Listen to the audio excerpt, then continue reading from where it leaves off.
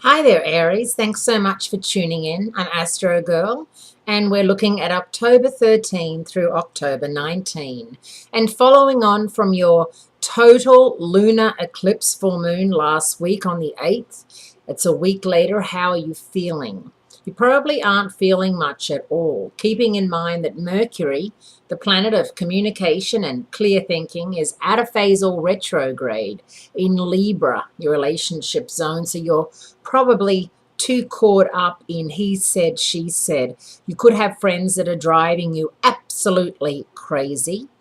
It could be very well be someone born under the sign of Libra, someone born under the sign of Leo, someone born under the sign of Aquarius, or all three of them are driving you crazy. The reason being is that there is a lot of mixed communication while Mercury's retrograde, and also you're not getting your way so much right now. Things aren't going exactly the way you want them to. And that always makes you feel as if you're missing out, or why, poor me. And Aries, you're the first sign of the zodiac. You're the most immature and childish sign in the zodiac.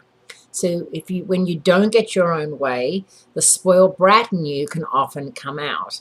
And it's kind of cute to watch, Aries stamping their feet. And I think the perfect example is Russell Crowe years ago when he couldn't make a phone call, went down and threw the phone at the guy in the hotel, ended up costing him a small fortune. But that's just very Aries. Obviously, not all Aries are like that, but the macho Aries man definitely is. So this week, things are a bit calmer, if we can say that. However, there is a very interesting scuffle between the moon and Uranus and the moon and Saturn. Now, of course, Uranus is in your sign. On Monday, October 13, the Libra sun makes an interesting trine with the Gemini moon, making it easy to fuse what's trendy with what's conventional while remaining cool, objective, and somewhat detached from it all. On Tuesday, the Cancer moon squares off with Uranus, setting off another battle between the past and the future.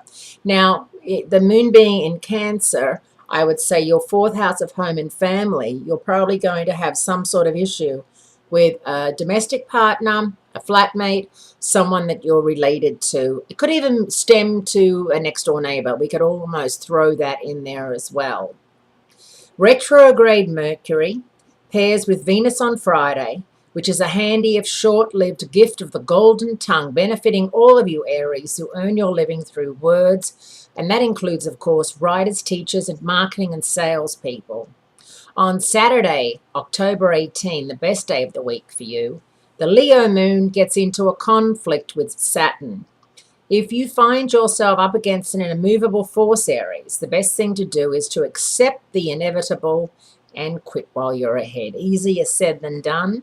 But right now, with Mercury out of phase and that Sun and Uranus thing happening, it's a really good idea to stay out of firing range. Have a great week, Aries. Great speaking to you, and I hope to speak to you again next week.